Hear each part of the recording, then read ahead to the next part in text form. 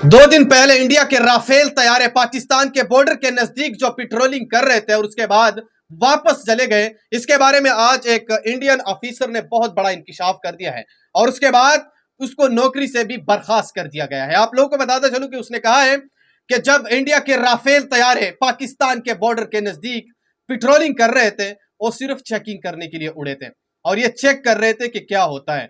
और उसके बाद उसका कहना था कि 4 राफेल तैयारे पाकिस्तान के बॉर्डर के नजदीक जैसे ही पेट्रोलिंग करने के लिए उड़ान भरता है और पाकिस्तान के बॉर्डर के नजदीक पहुंचता है तो उसका रेडार सिस्टम जाम हो जाता है। और उसके बाद उसने कहा कि ये 4 से 4 राफेल वापस अपनी एयरबेस पे पहुंचना शुरू कर देते हैं और जैसे ही वापस पहुंचता है तो एयरबेस पे भी उतर जाते हैं। और उसके बाद मुसलसल उसका कहना था कि 40 मिनट तक राफेल तैयारों के जो रेडार थे वो मुकम्मल तौर पर जाम थे। और उसके बाद आप लोगों को बताता चलूं कि राफेल तैयारों के जो पायलट थे उसने एयर चीफ को भी इससे आगाह कर दिया है। और उसके बाद जैसे उसने ये इंकशाफ कर दिया, उसके बाद इंडिया की तरफ से उसको अपनी नौकरी से भी बर्खास्त कर दिया गया और हथकड़ियां लगाकर गिरफ्तार भी कर लिया गया। आप लोगों को बताता चलूं कि जैसे ही कोई इंडिया का जहाज पाकिस्तान के बॉर्डर के नजदीक पहुंचता है तो उसका रेडार सिस्टम जाम हो जाता है। कुछ टाइम 2019 का वाकया भी आप लोगों को याद होगा, जैसे ही उससे पायलट नीचे गिरा तो उसको पहले लग ही नहीं रहा था कि मैं कौन सी जगह पे हूं। यानी इससे आप मतलब ले सकते हैं कि उसको इस चीज का भी अंदाजा नहीं था बेचारे को कि मैं इंडिया में गिरा हूं या पाकिस्तान में गिरा हूं। आप लोगों को बताता चलूं कि इंडिया के राफेल तैयारे दुनिया के महंगे तरीन जहाजों में शुमार होते हैं क्योंकि ये बहुत ज्यादा महंगे हैं।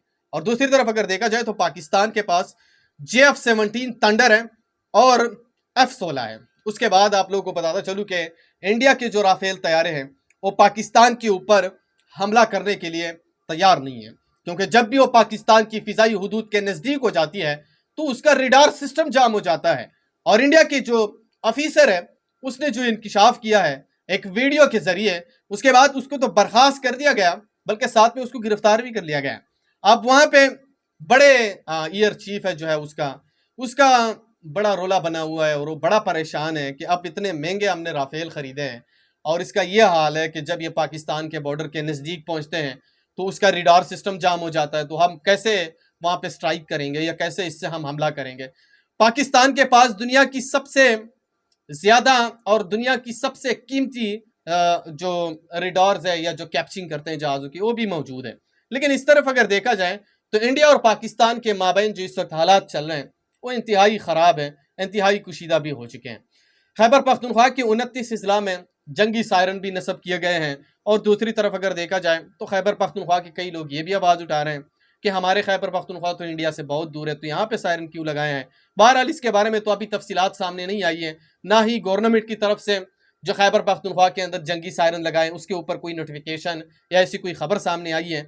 और बहरहाल आप इसके ऊपर क्या राय रखते हैं कमेंट सेक्शन में आपने मुझे ज़रूर बताना है और इस वीडियो को भी आगे शेयर करो जहाँ पे भी वो खुश रहो।